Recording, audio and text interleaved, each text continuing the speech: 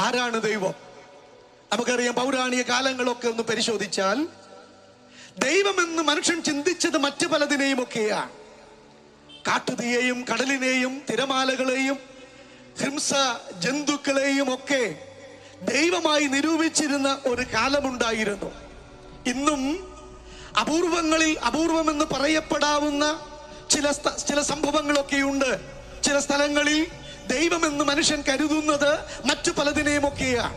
ഒന്നും കൂടെ പറഞ്ഞാൽ, നമ്മെ സൃഷ്ടിച്ച ദൈവം, മനുഷ്യന്റെ കണ്ണുകൾക്ക് അഗോചരനായ ദൈവം, ഈ പ്രപഞ്ചത്തിന് അസ്ഥിവാരം കീറിയ ദൈവം, ആ ദൈവം മനുഷ്യനിർമ്മിതിയായ ഒരു ദൈവമല്ല.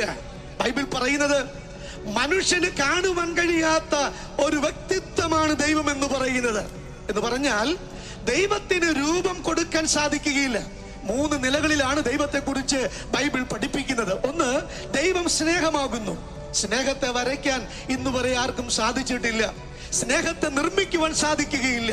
ദൈവം ആത്മാവാകുന്നു. ആത്മാവിനെ ഒരിക്കലും നിർമ്മിച്ചെടുക്കാൻ സാധ്യമല്ല.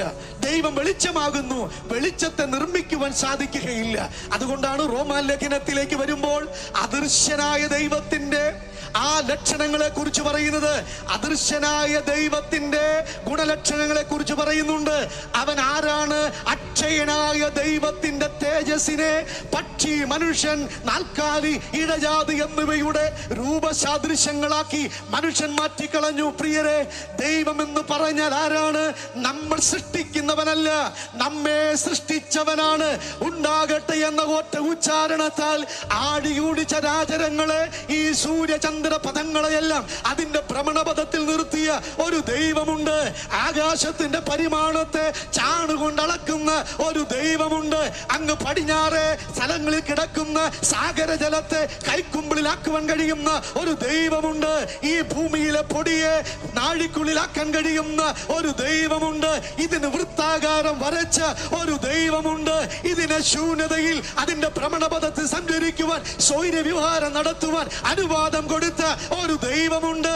ഒന്നും കൂടെ പറഞ്ഞാൽ, മനുഷ്യനെ സ്വന്തം കരാങ്കുലി കൊണ്ട് മെനഞ്ഞെടുത്ത് അവന്റെ മൂക്കിൽ ജീവശ്വാസമൂതി അവനെ ജീവനുള്ള ദേഹിയാക്കി മാറ്റിയ ഒരു ദൈവമുണ്ട്. ഒരു പടച്ച തമ്പുരാനുണ്ട്. ആ ദൈവം മനുഷ്യന്റെ കണ്ണുകൾക്ക് അഗോചരനാണ്. മനുഷ്യന് ദൃശ്യീഭവിക്കുവാൻ സാധ്യമല്ലാത്തത് കൊണ്ട് ഈ ബൈബിൾ ഖണ്ഡിതമായി പറയുന്നു, ദൈവത്തെ ആരും ഒരു നാളും കണ്ടിട്ടില്ല. പക്ഷേ തന്റെ മടിയിലിരിക്കുന്ന ഏകജാതനായ പുത്രൻ ദൈവത്തെ വെളിപ്പെടുത്താൻ വന്നു.